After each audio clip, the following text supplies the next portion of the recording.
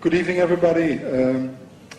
I'll try to do it in English. If you try to understand me, then we can do this together. First of all, I wanted to talk a little bit on how we started our agency. It's about 12 years ago now.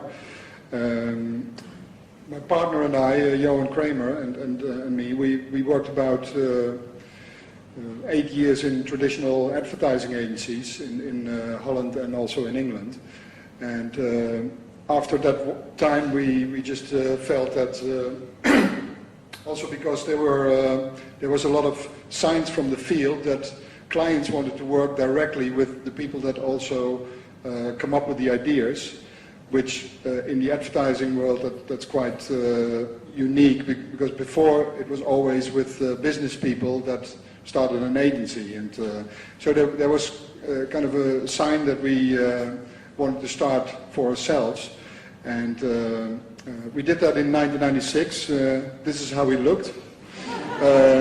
It's me on the left, but it's about 12 years ago now, and our idea was to work very directly for clients, and another idea was also to work as broad as possible, that we could work within the field of communications.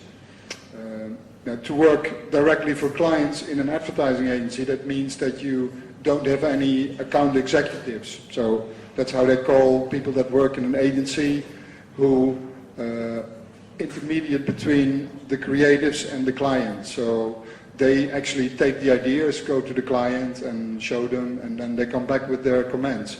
But in our office we only had creatives, or we only have creatives, production people, and strategy people.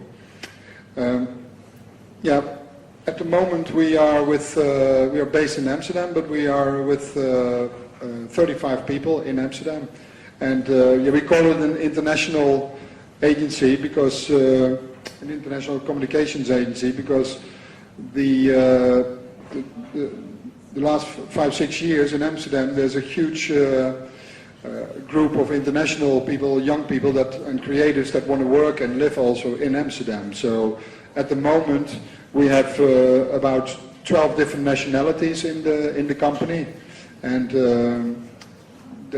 amongst those 35 people, here are some of them.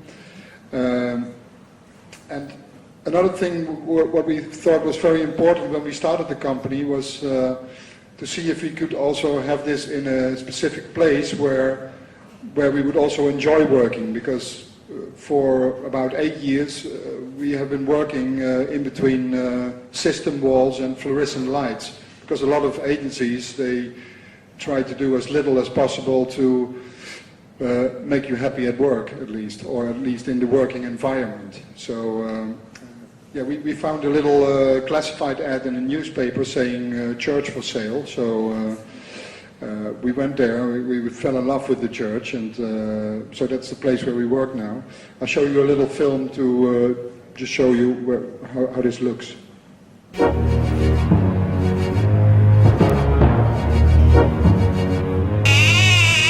Welcome to the Church of Kessels Kramer, a place where over 35 people from all over the planet work and play. Let us show you around.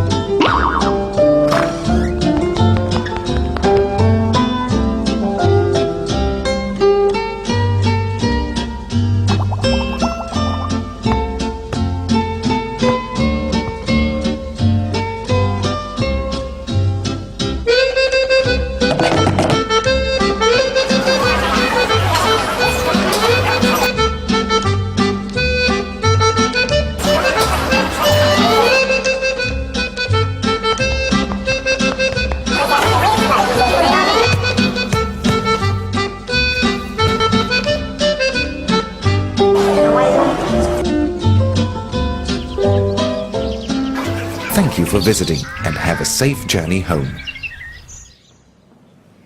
Yeah, As I told you already, we try to work nowadays as diverse as possible within this field of communication. And today I'm just trying to show you the most extremes that we have worked in like over the last few years. So some examples of advertising work, but also examples of the publishing work that we do, on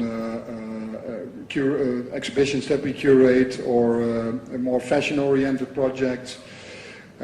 I think I don't know how it is in Italy, but in Holland, it has also probably to do with the size of the country.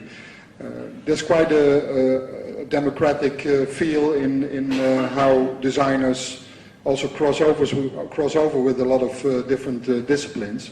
That probably has to do because the market is quite small and they sometimes have to work within other fields.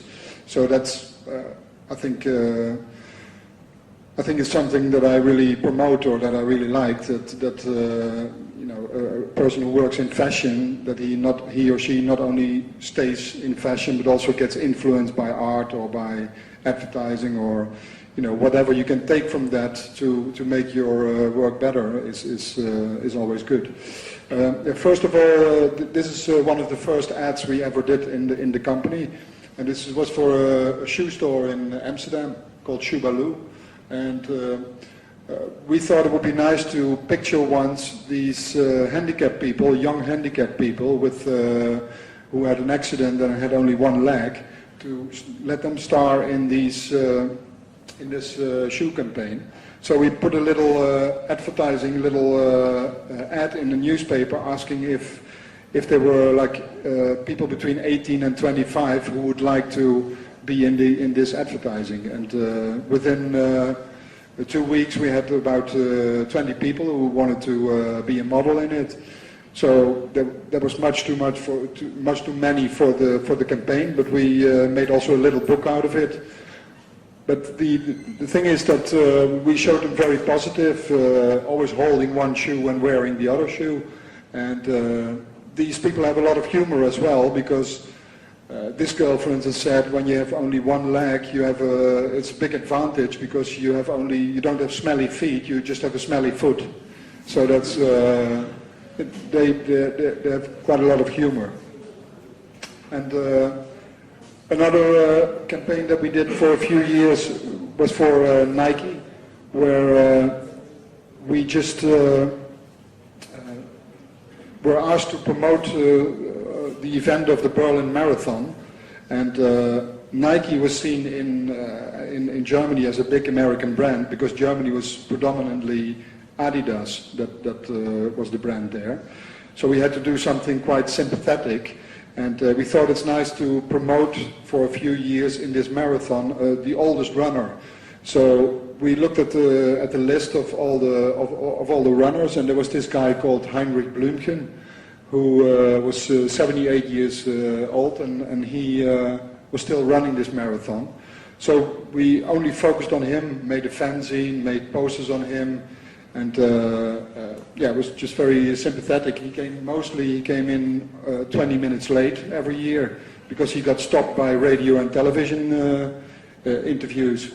But it was a very, just a sympathetic way to do. Another thing that when we started, but we still do this quite a lot, sometimes when you have ideas and you can't use them within your work, it's always nice to try to pitch them to magazines. And this was an idea we had for the European Championship football. We thought it's nice to have like the grass where the football teams play on, to have that on a scale 1-to-1 size, just a photograph of it, to have it in a magazine. And then all the fields where all the teams play on, show them like on 8 double pages in the magazine. So when there was a game on, you could just put a magazine on the floor and have a little warming up on it, or sing the national anthem. So it was a very popular issue. Now the next, I'll show you 2 films. And the first film is the cheapest film we ever made, which was or commercial, but it's the cheapest one. It was about 300 euros. And the second film is about 1.4 million euros, but I still don't know which one I like the most, because it also shows that money or a budget is not always, it's not always the most important when you start with the job. So the first one is this one.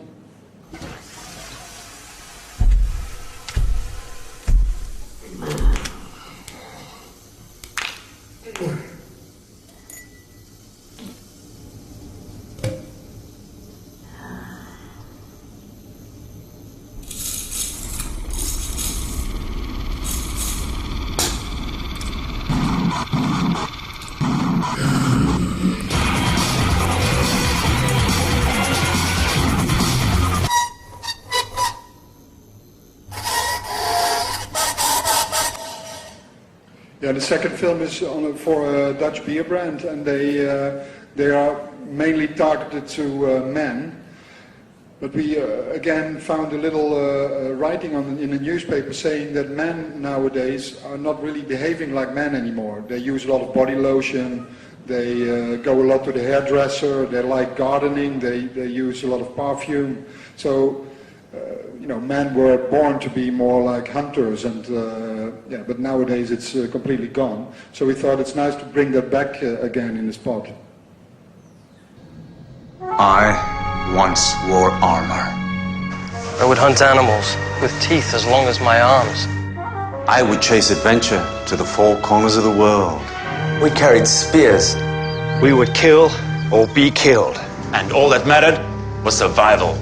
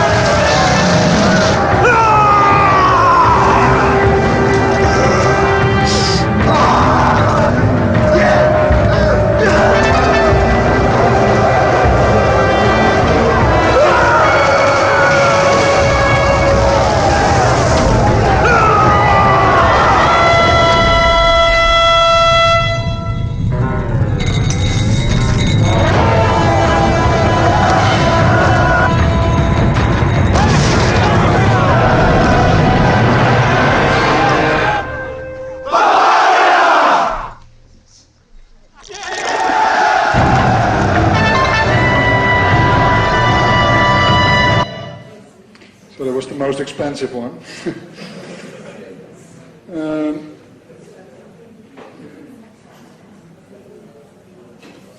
The next topic I want to talk about is we nowadays also publish a lot of publications that other publishers don't want to publish, so we have to do it ourselves.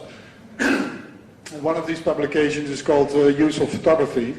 I'll show you a few more things later, but this is a magazine where we make it with a few people, and these are basically people that have the same fascination for images that normally never hang on the wall of a museum, but these are images that we use every day, and we see them every day, but we don't know who the photographer is. So, for instance, you have these kind of images, which if you take them out of its content, this was like an image from a very cheap brochure from a meat manufacturer, but if you take it out of its context and you blow it up and you hang it above your bench, after 2 weeks you start to like it. And believe it or not, that happened also with this image. So we collect these kind of everyday images and then put them in the magazine together.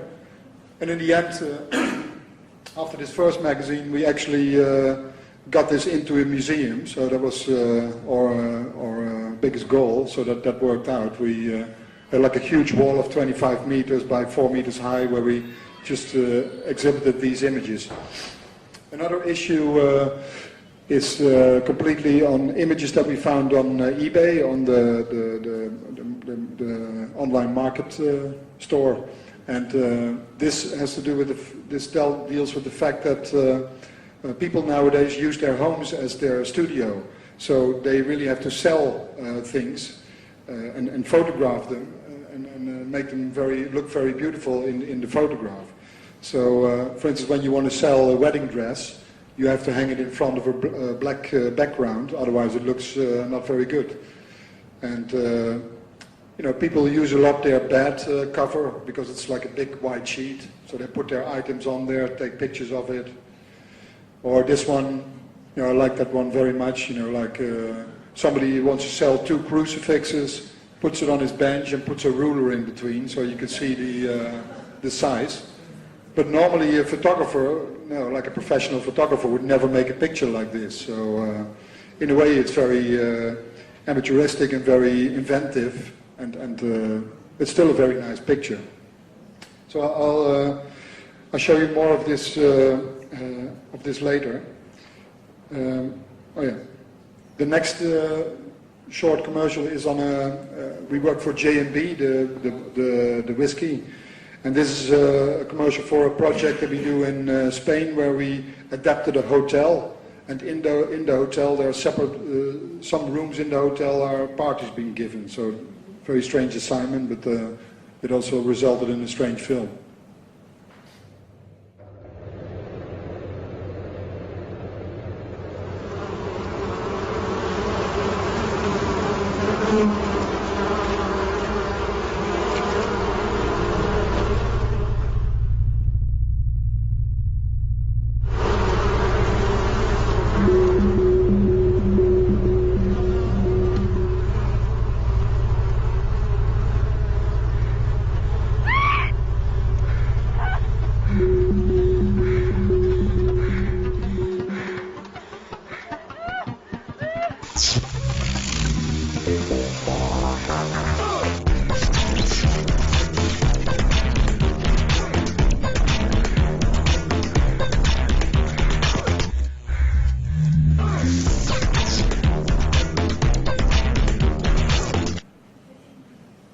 Yeah, sometimes we work also for cultural projects, make posters for them. This is a festival in Amsterdam that opens a new cultural season. So we made these kind of posters where people look straight in in the camera, and there were 5 different ones of these. And in the week of the festival, we just stuck them over by exactly the same poster, but then all kinds of cultural things were stuck in their head. And yeah, the next film is also again on the World Cup football for a radio station. Yeah, in Holland a lot is always colored orange on television because it's the national color for the football club. But you know, in a way, it's also very easy to do then something different.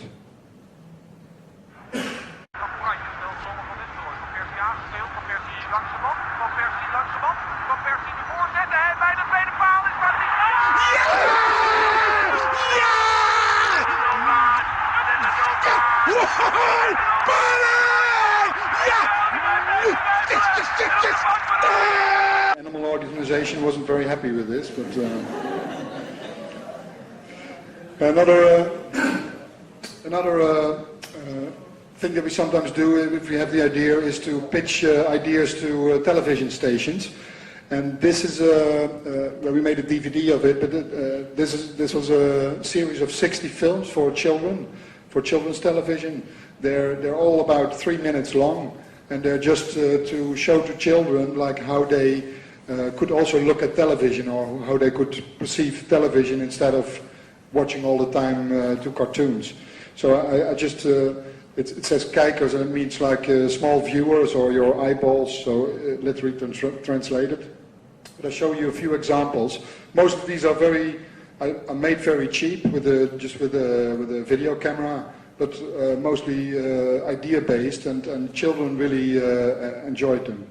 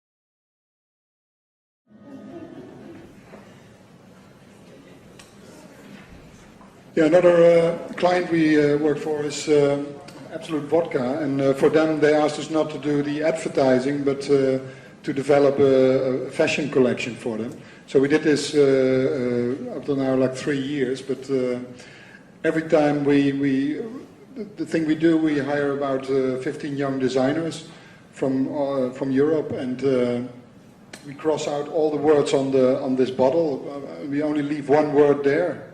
And then that's the briefing together with the shape of the bottle, and then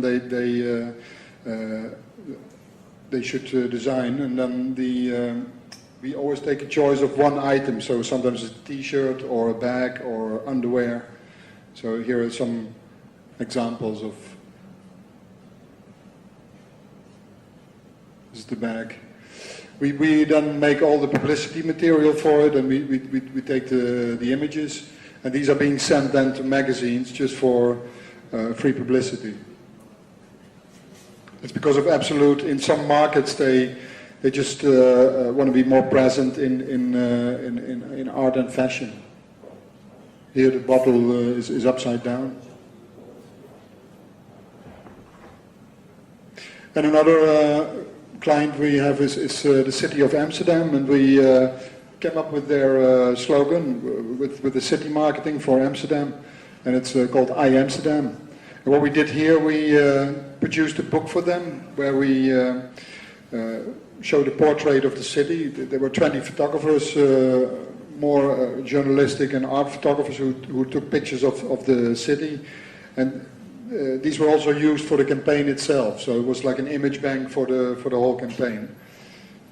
Which also means then that the images are not very advertising based, but more editorial and more journalistic. And the images were also used as an exhibition. So whenever Amsterdam has a meeting somewhere abroad, they just take the books, they take the campaign, and they do this exhibition. Okay. And now I want to show you one a case of a client where we worked for already 12 years now. It was actually our first client that we ever worked for. It's a budget hotel in Amsterdam called Hans Brinker Budget Hotel. And when you start to work for a client, you visit the people and the client, and then you ask yourself, like, is there any USP, like a unique selling point where I can work on? And in this case, we visited a hotel, but it was the worst hotel we ever stepped into. It was like a complete shithole, and now 12 years later, it looks even worse than we went in the first time. But it was our first client, so we had, we thought like, let's not turn this down immediately. And so out of this kind of handicap that they had, because it was really like a shitty place, we just tried to turn that into a positive thing. That was like our idea from the start and our strategy. And in a way, now 12 years later, we're still doing this. And we always do, from that point, we make something good out of something bad, you could say. And when we started for them, they had like 60,000 overnights, 60,000 guests per year. And by now they have 145,000. And they only have in February, they have like 2 weeks where it's not fully booked, but for the rest it's always fully booked. So I just show you the whole journey of the work that we made for them. First, there were 2 films that we made, which were aired on MTV.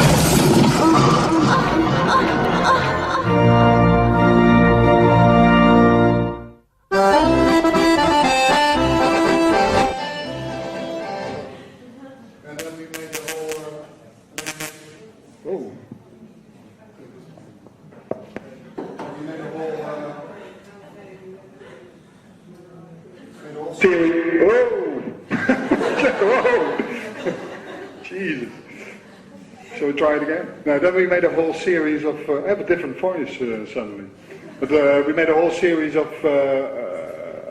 posters which were stuck into European cities, just showing all the good things in a hotel and the fantastic offers that they had.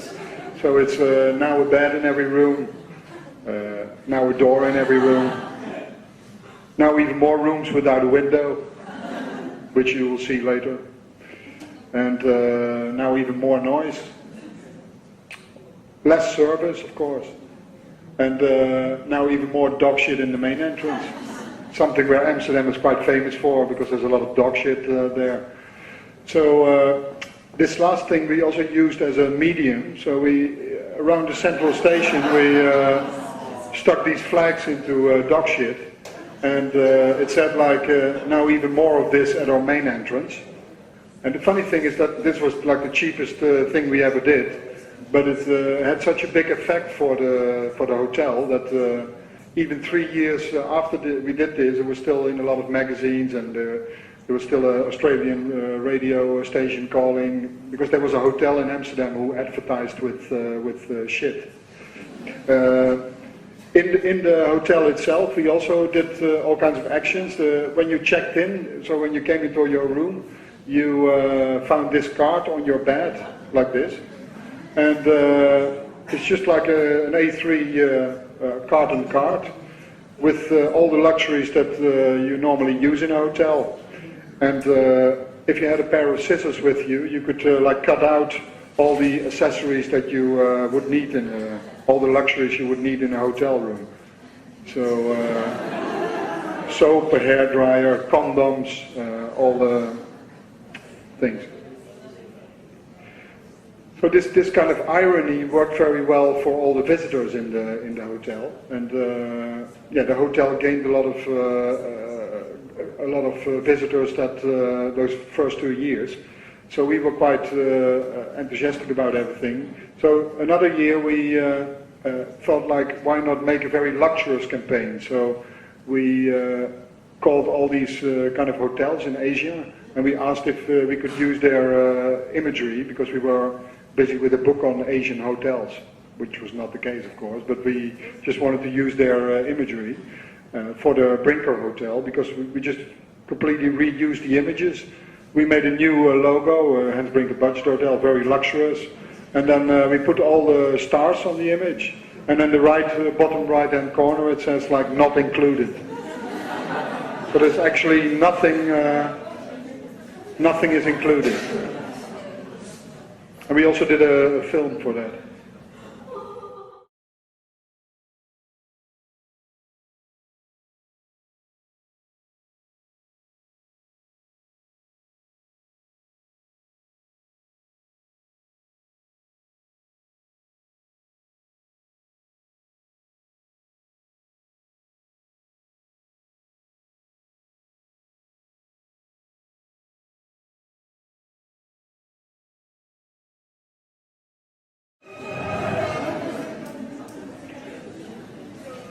Yeah, a year after we thought it's nice to also actually show once the visitors that come into the hotel, you know, the people that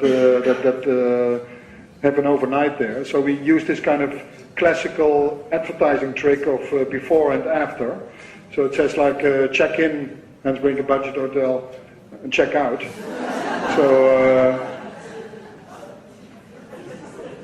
loads of examples of how worn out they were when they checked out.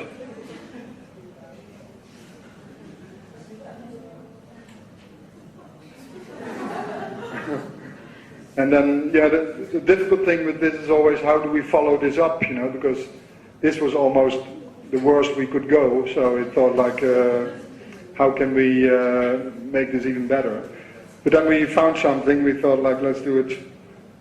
We called the next campaign Hans Brinker Budget Hotel. It can't get any worse, but we'll do our best. So this campaign showed all these kind of smart solutions that the hotel had to make it just look a little bit better. And here you see on the right, just a few posters makes it more lively. Even this one, you know, the image on the right looks better than the image on the left. I don't know why, but it works like that. And here as well, like, this is a real situation, it's no Photoshop or anything, it's like, yeah, really. So,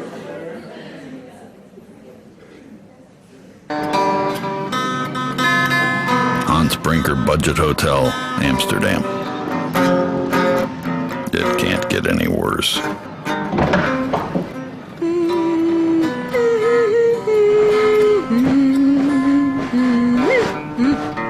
But we'll do our best.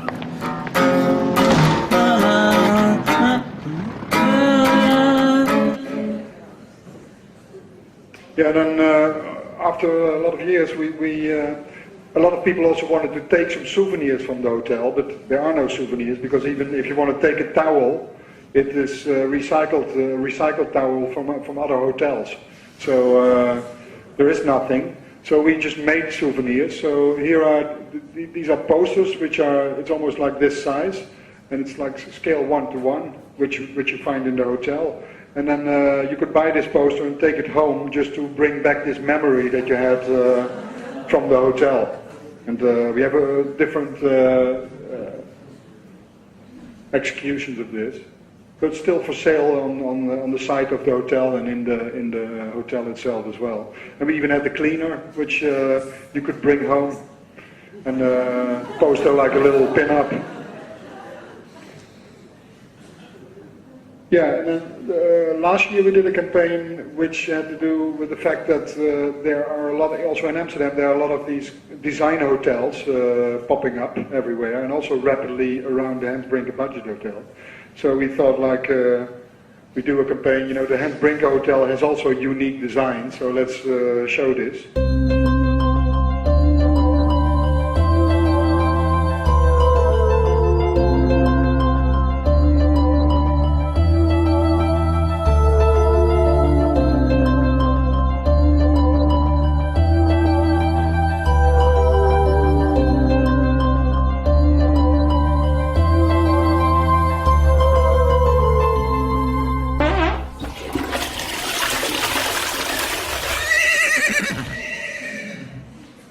Yeah, now this year, the last thing we did for them was actually the first time, it's like finished now a month ago or something, this campaign, and it's actually the first time that ever something positive, that we found something positive in the hotel.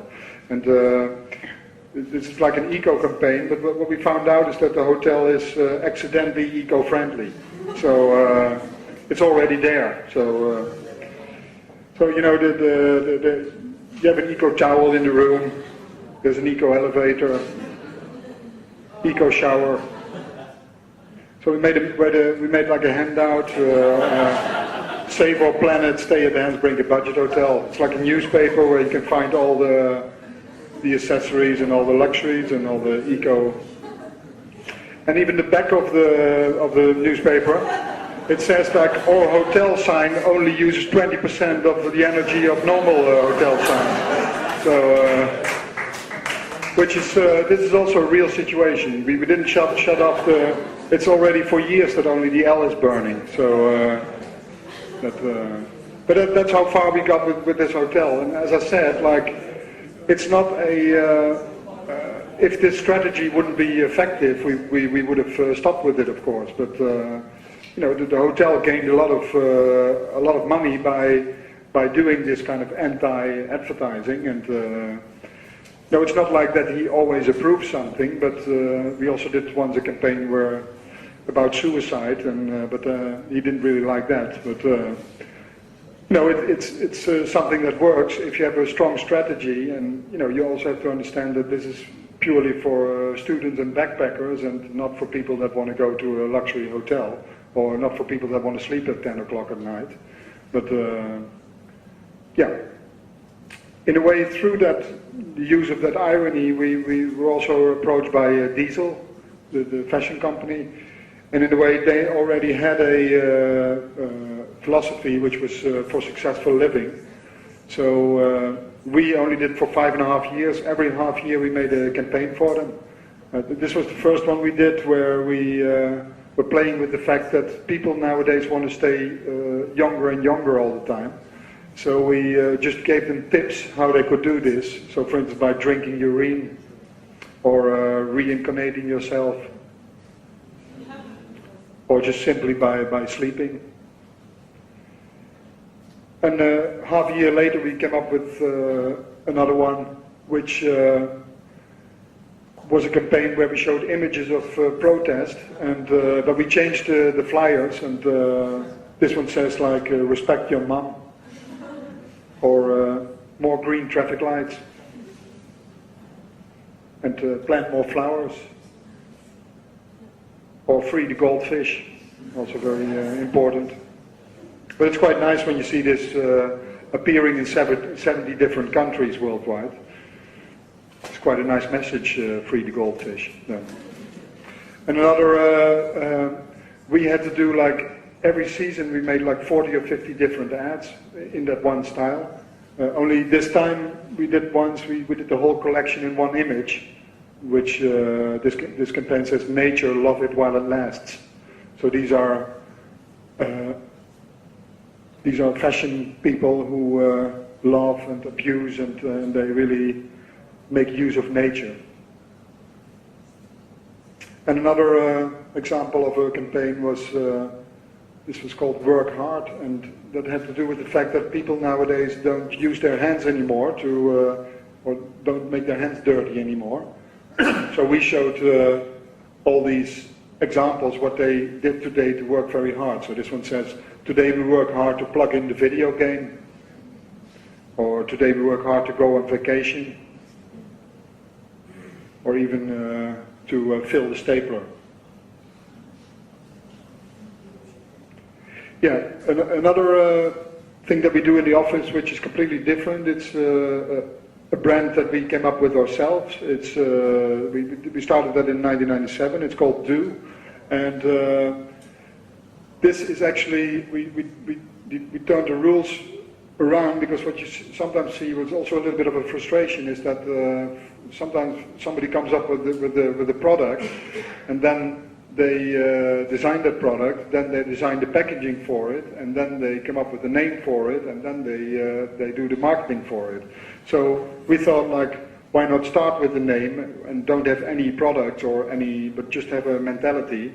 And this, the mentality of Do was then that consumers nowadays are very passive, that they, when they buy a chair, they sit on it for 10 years, and perhaps once a year they stand on it to take something from a shelf, but most of the time they sit on it and they use it for that, and when the chair is broken they just put it in the garbage and then it's gone.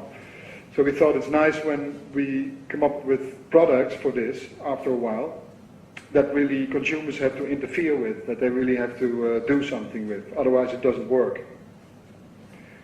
So we did like a little, we made these like little booklets where we talked about the future of brands.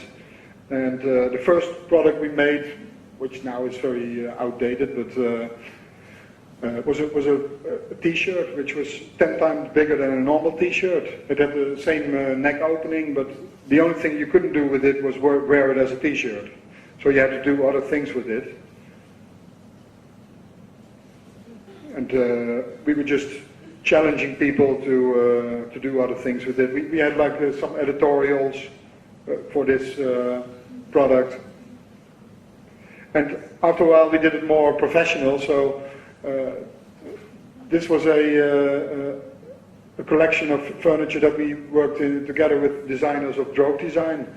So this was a very young designer from Holland who I briefed them to the philosophy of Do, and then they came up with a lot of ideas, and we made prototypes that we presented then in Milan here, which was also quite a shock for the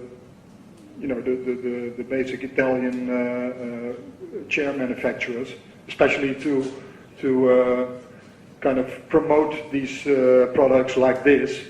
So for instance, this chair was a metal cube, just by one by one meter, perfectly shaped, and you buy it together with a sledgehammer. So then when you're home, the cube, you can put something on it or you can sit on it, but you can also model it yourself into a nice chair then. Another product is a vase, but this vase you can throw with. which in a way a lot of people always like to do when they see a vase, only you can't do it. With this one you can. It's like made out of thin porcelain, and it has silicon on the inside, so when you throw with it, the porcelain breaks, but it sticks to the silicon, and in a way the vase becomes almost flexible, but it becomes also more beautiful all the time. And you still can put water in it and flowers in it, but you can also throw with it. This is a product by Marty Griegse, who was also involved in that product, in that brief. And this is like a light box which you plug in, and if you plug it in, there's no light coming through. Only if you scratch and draw like little things and get the black off, the black paint off, then the light comes through. So it's in a way a self-made light box. And another product he made was this roll of Scotch tape, golden Scotch tape with the Baroque frame print on it. So if you at home you could just hang your poster and just frame it by simply sticking this tape on the side of it. No, we still continue with these things. This is like a product of about 2 months ago, and this is like a paper bag which you can't tear. It's just very strong paper. There's a zip in there, and you can slowly fill it up with paper, with old paper and newspapers. And then when it's completely full, you close the zip, and then you can punch in. And another very cheap product that we made, which also sells in shops, is this kind of plastic tube with there's a plastic bag in there and 2 needles, and on the back there's a cutting pattern. And it just shows how you can cut these kind of these old plastic bags. And if you really like knitting, you can make these kind of bags out of it. So when there's a white bag with a certain text on there, it becomes like scattered on this new bag. Yeah, and recently was also a book made where all our first ideas, because not all the products are produced, because it's still an experiment, you know. Up till now we just only try things with this, and sometimes we get a product into a shop, but one of the things in the book is also with plastic bags is this kind of NASCAR, which you have to pump constantly air in, and but the book is full of these kind of ideas. Yeah, another advertising project we did, which brought us also quite further in the agency. We worked a while for this. We were asked in Holland to work for the 5th mobile phone network that would enter the Dutch market. And they had no name, so we also had to come up with a name. And we thought it's nice to name a mobile phone network after a person, so we called it Ben. And Ben also means in Holland, it means I am, or I am, yeah. And so we thought it's nice that we call a brand after a person, and but then also the brand should behave like a person. So first we produced these kind of posters where it says like Ik ben Ben, which means I am Ben, new mobile network. And we had like 30 different posters, 30 different models just from the street, and they were in this campaign. And on television, every time we put like 30 different television spots on air at the same time.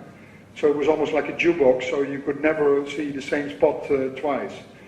I'll show you just a few of them. And in those ads, they also ticked always a special mood. So sometimes it was funny, sometimes it was sad, sometimes it was thoughtful. So this first ad I'm going to show you is about the fact that people, when they are on a mobile phone, that they don't have an eye for what is happening around them anymore.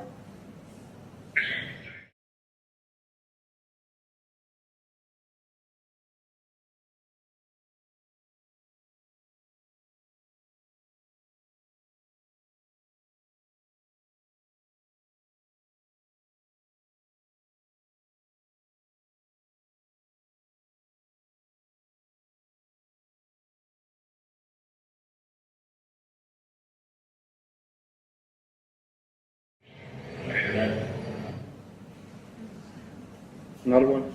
Dag.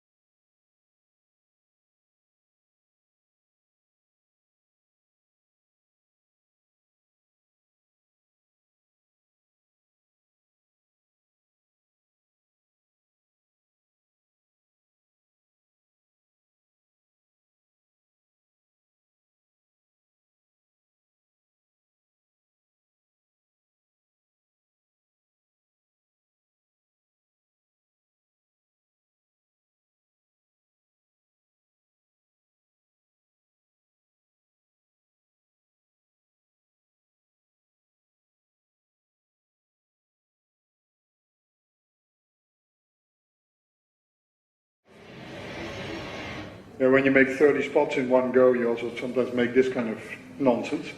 Still don't know why we did this, but yeah, another thing we designed was we thought it was nice to make like a phone book, so that a mobile phone company also has its own phone book. The phone book was designed with 4 different covers. If you put them together, you get like one face again. But inside there were a lot of pictures and interviews with people using mobile phones and what they thought of this.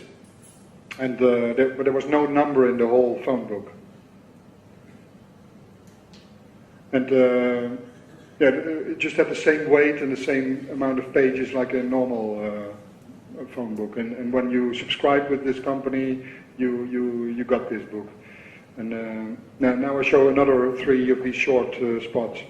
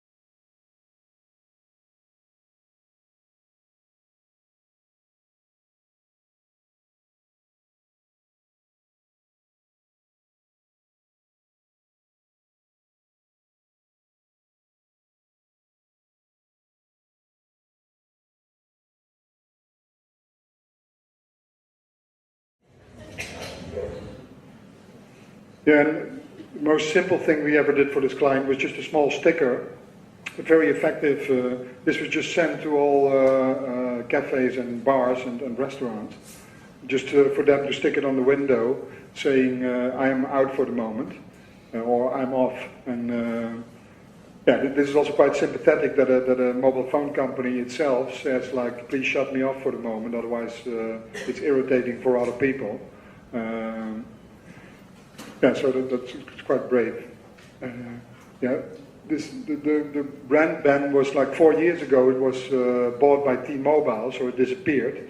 But it came as the 5th on the market, but it was very successful. It was like the 2nd biggest brand in the 4 years that we worked for it, and second biggest mobile phone brand.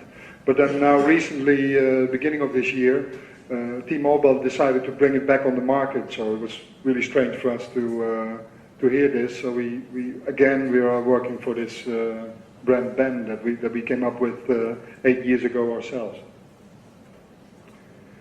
Yeah, now I want to show you a little bit on how that you also can bring your passion into your work, and also some projects that we still publish. Up till now, we do a lot of people in the office who have ideas that are strong enough to publish. We just make a dummy of this project, show it to distributors, and when they're very interested in it, we produce these books. So it's not that we pay from the money that we make with advertising that we pay these books. We really also want to make sure that they have kind of that they're relevant in that market. So you can buy them in shops all over the world, but you also, I left that flyer here for you, but then you can also look at the site, at the inside of the books. But in a way it started all with this first book that I made, which is called In Almost Every Picture, and it's a collection of 400 images, 400 slides that I found on a market in Barcelona, and I just bought them because they were very nice objects. They were like 6 by 6 centimeter slides, big slides, and the owner had like written very precisely on there the date and the place where they went, and so it was a very beautiful collection. So, but I didn't even look very properly at the images until I came home. Then I saw that on about 99% of these images there was this woman, and all the time. So there were about 370 images in the 400 where she was just standing like this, and yeah, for instance, here she has a rose in her mouth. Where does the rose come from? You know, her husband should have probably brought it and then stuck it in her mouth and then made a picture. Another thing that you see also when you look at the book is that, I don't have these images here, but I edited the book over 12 years, so the images were over a period of 12 years. And then you also see the woman getting smaller and smaller in the frame. So the last image in the book, she's like this big in there. So that also shows that the photographer lost a little bit of interest in its subject. So it's like a human story of you know, an amateur photographer and a normal family. Another thing which was kind of curious after was that I never saw any images of children in the photos. So, you know, I thought like, and other people that looked at it, they thought like they probably couldn't get children. But then I got invited in Barcelona in the gallery there to exhibit these photos and also present the book there. And we did a little poster where it was the call to action for people who thought that they knew this woman, because I wanted to know if she was still alive, and she even made it into the national news there. Una maleta comprada a l'atzar en un mercat d'antiguitats ha donat peu a editar un llibre i a muntar una exposició. La curiosa història resulta entranyable si els expliquem que dins la maleta s'hi va trobar una col·lecció de retrats d'una dona des de la seva joventut fins a la maduresa. Es va considerar que aquelles fotografies, tot i ser d'una persona anònima, that everybody should look out for this woman, because there was a person from Amsterdam who found these images in Barcelona and almost saved them from the garbage. And so 2 weeks later, there was a woman coming to the gallery, and she said that she knew this woman. She worked with her together with her in La Telefonica, a telephone company, and her name was Josefina Iglesias, and she knew the whole story. She couldn't get children, and yeah, they went on holiday all the time in Spain. And her husband was a doctor, so he could afford also like it's kind of a Rolleiflex or a 6x6 big frame, big size camera. So that explained it in a way all. And but after this period, there were also no relatives from her, so the whole family was gone. But then after this period, her images appeared in a lot of different media as well. Another thing was that Agnes B, she adopted kind of her as well, and made like a limited edition T-shirt with her images.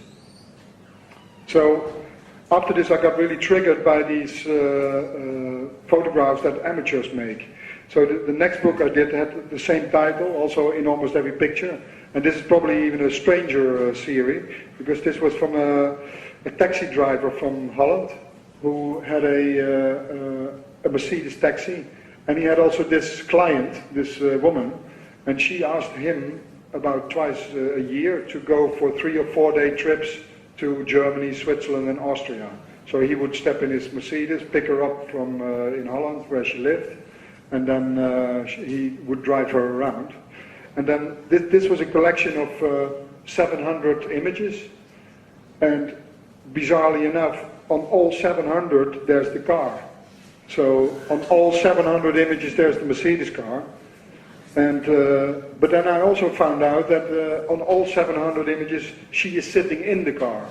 So very, here you can't see it, but on the slide you can see that she's in there, even here. Which is in a way a beautiful image. He was also not a bad photographer. Even with sunset, she was still in there. And also at night, you would see her in there. But then there was one image that, in the 700 images that she took from him, so that's this image. But here you see that she took it from the car.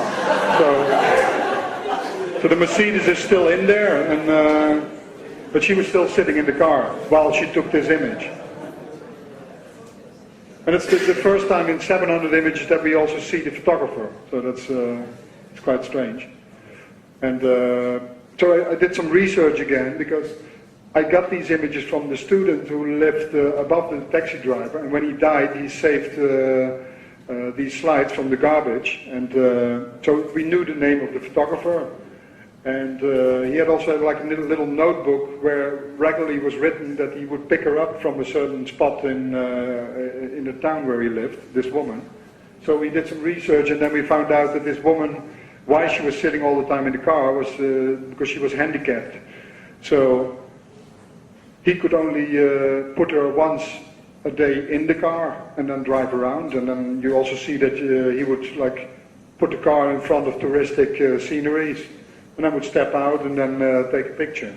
And then at the end of the day he would just put her in the hotel room again, and then and every day he would do this.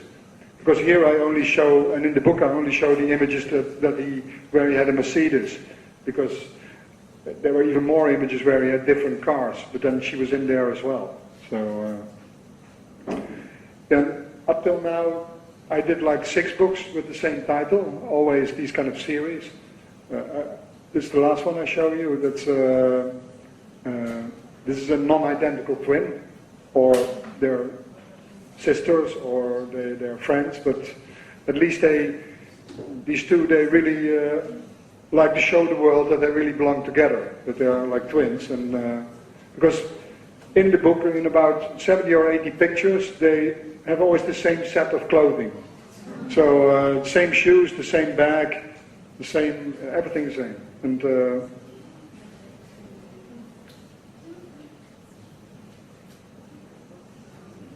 I found these images in Brussels, but this is again in Barcelona, where probably when they were walking on the Rambla, they got photographed by a photographer who was there, and they got like a ticket, and they picked up the photograph the next week. Here again. Number 13. And after a while they also they get a boyfriend. But you don't know whose boyfriend it is. But then, because these images are also, again, they're edited in the time, because the date was written on the back. And the next one was this image. You see that the boyfriend becomes a soldier. But then this was the last image in the albums that I found, because the albums were from the smaller one of the two. And I found albums from this woman on the left here, up till she was 80 years old. So, but this was the last time that they ever appeared together in an image. So this was the next one I found, and then there was a lot of images where only she was on the picture, but always standing either left or right from the frame.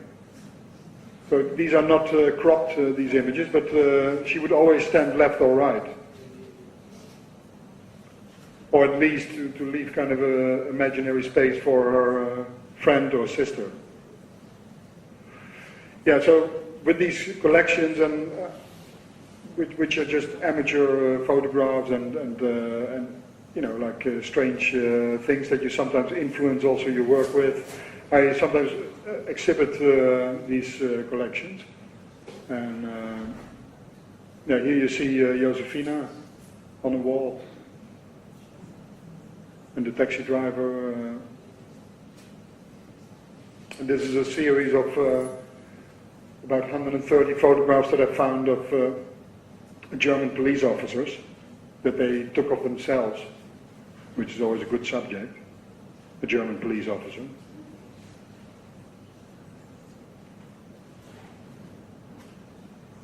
So in this way, I think it's also quite important when you, I think you should always bring your passions also back into your work, because we just, on these exhibitions, I just work with people from Kessels Kramer.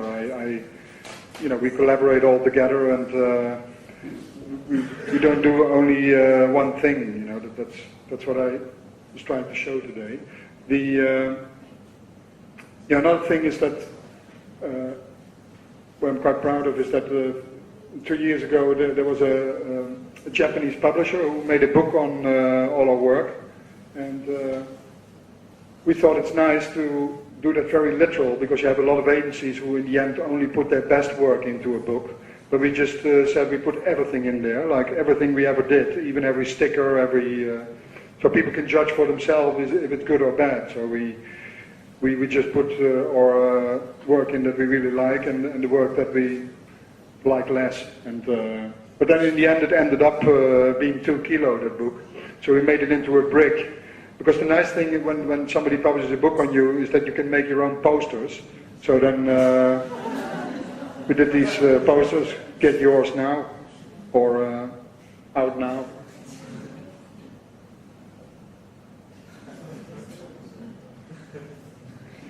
And the last thing I want to show today is a film and a project that we did in our office. This was done in 2002. Where there was the World Cup football in Japan, and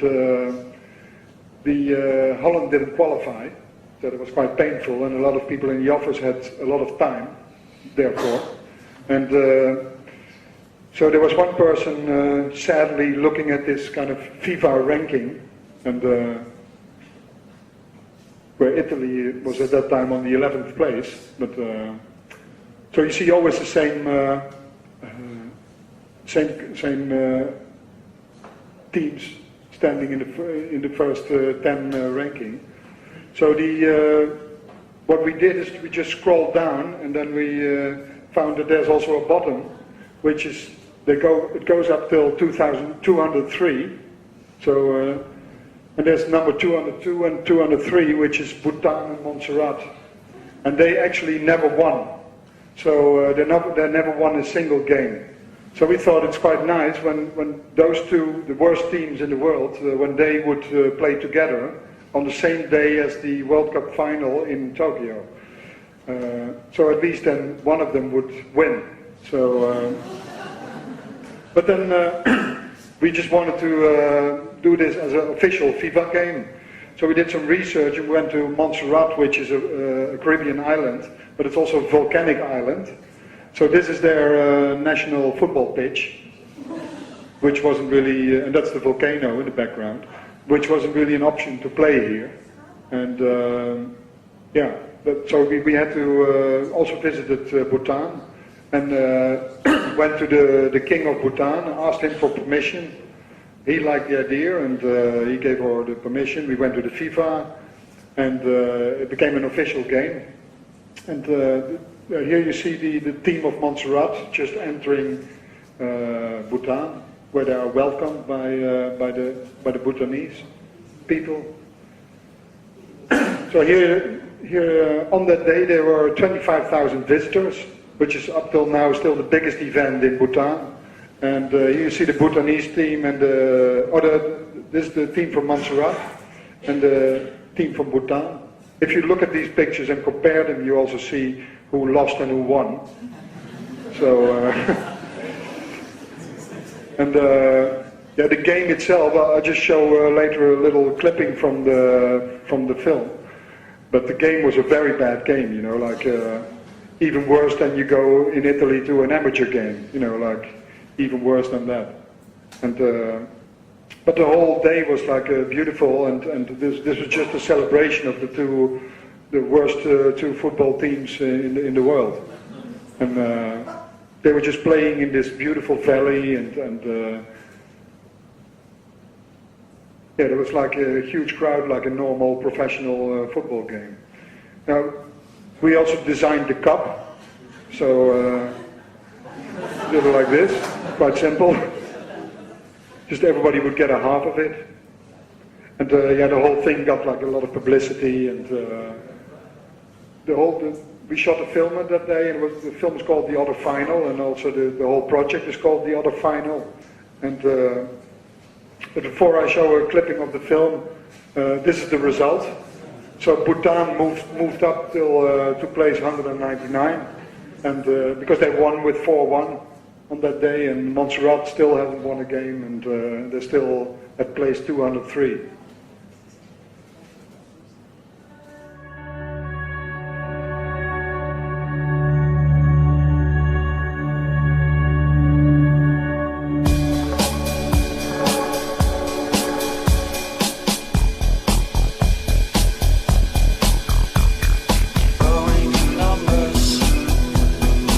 On June 30th, 2002, the same day as the World Cup final in Japan, there was another final between the two lowest ranked teams in the world, the Buddhist Kingdom of Bhutan and the Caribbean island of Montserrat.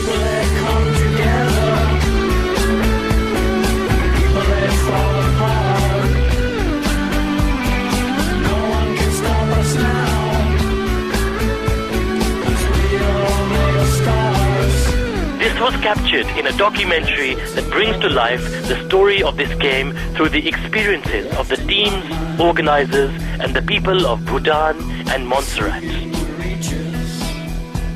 Unlike the World Cup final, this game was not about who won or who lost.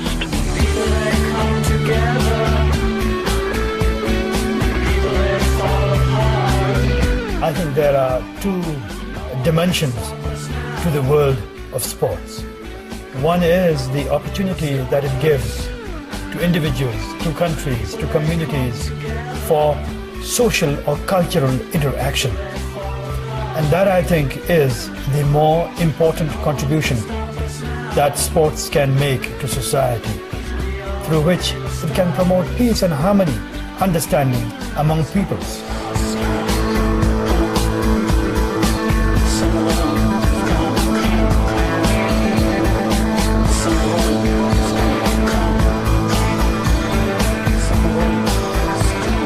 This final was about two very different countries and cultures from distant parts of the world, meeting each other for the first time and sharing their love for the beautiful game. We are draw. 2-1. Of course Montserrat is going to win. What other result could there be? Montserrat 3, Bhutan 0. Who was we expected to win? 3-0. I predict a very good game. The other final, also nice for people who don't like football. I know, because I've seen it.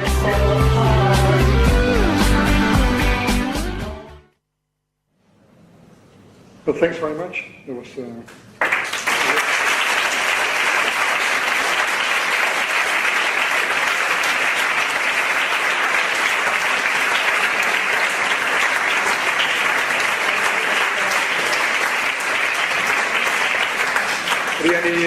Any questions?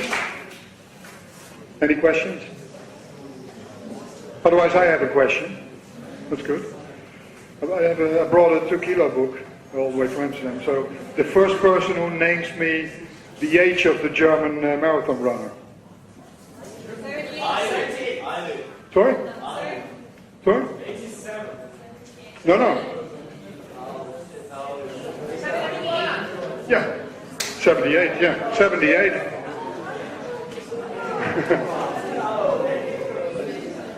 Okay, now you warmed up and now you can ask the questions. You can also do it in Italian, eh? If,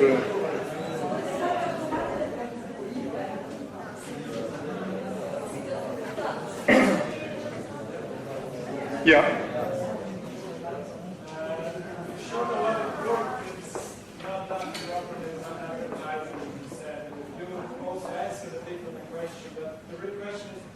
Who invests in the projects you're doing beside the advertising? I mean, yeah, and photos and all that thing. First of all, where do you find time? And then second of all, who invests? Because I'm an ex-student, but I don't do anymore, and I've been working in an advertising agency for 4 years now. And it happens a lot of times you do have the ideas that are like outside of advertising, who likes to do, and it's not something big, it's like a post or posters or whatever, but there is never a source of whatever to invest in them, to produce them, you know. No, like what I said already, like the books, the first time we did it, I think we just paid for the first book with that Josefina, I think we paid for it. But then after, when we wanted to go on, we also felt that if you then always kind of spend money of the agency in projects like this, it's not a good thing to do. So what we do is we make a dummy and we pitch these ideas like we would also normally pitch a client. We pitch these ideas, and then when there are enough distributors, when they sign in on issues and on books, when we have like guaranteed 700 or 800 books sold, on the basis of that we can produce it. With the other final, it was kind of different because there it was 5 months before the game. Before that final, we came up with the idea. So there we got some funding from I think we got about 30 or 40% funded of what the budget for the whole film was and for the whole traveling and everything. Because we had also to bring this whole team to Montserrat, so we had to take that risk also because we thought like once it's there, we will get a little bit back from that money that we invested by revenues of selling the film. And up till now, I think we never broke even with it. But we got a lot of money back from it because there are a lot of airlines who bought the film. They're in a lot of countries. It's especially when there's another World Cup coming up, they also buy it to air it. And a year ago, even Universal, the production company, they bought the remake rights for this film. So that means that I don't think that they're ever going to do it, but they plan to make once like a feature film of this idea, which it was something like $60,000 or something you get for that, and then so in that way we don't care if there's a feature film made on this idea because the documentary is made already.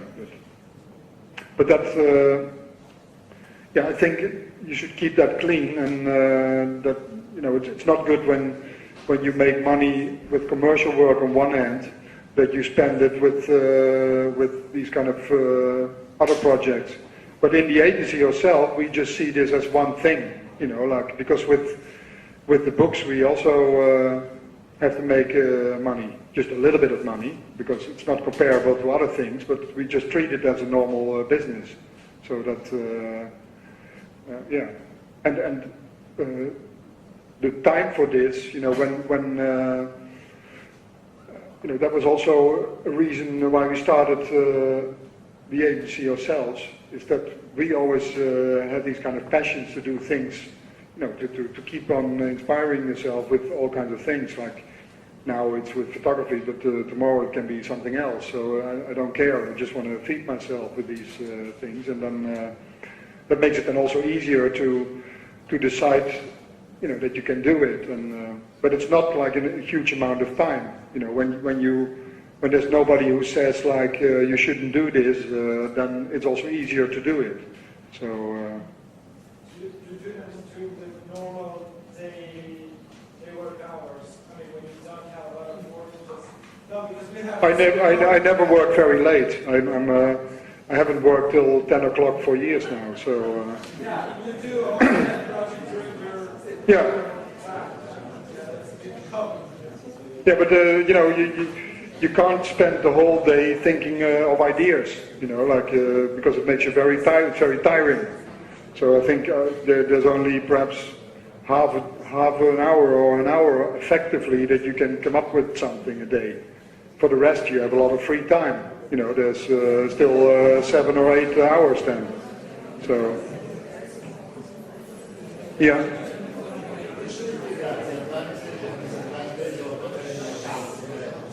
Sorry, not having account.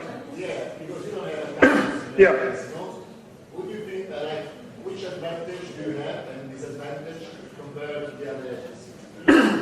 Now, the advantage is that we work in much shorter lines, so we produce much more because it goes quicker. So it doesn't slow it down, like for you, just like to reply to clients' emails and to get back to them for the critic comment they have? No, yeah, but the emails, they are about work. We rarely go for lunch with the client because, it's boring.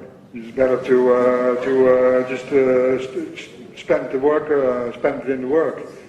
But that means that we're not, when it's quicker because when there's an intermediate, like an account executive, then it makes it more slow, the process. When a client calls me and he has a question about art direction, I can give him a solution then straight away, and then we don't need this difficult email thing. We solve it on the spot. So why the other agency cannot do this? They also do it. A lot of agencies do this, I think, because I work in a lot of them, because they also can make money out of this. They have these people, and which they do it very well. Don't get me wrong, but they also they put this on the bill as well. And it's a style of work, a certain style of working. But sometimes it's sometimes it's more work because you have to take part of that work as well, but everybody has to do it. We just say that we have 35 account people working in the office, and because everybody does a little bit, and yeah. Anybody else? A girl maybe, or okay. We can go then for a drink, or what was it? Oh yeah. Thanks very much.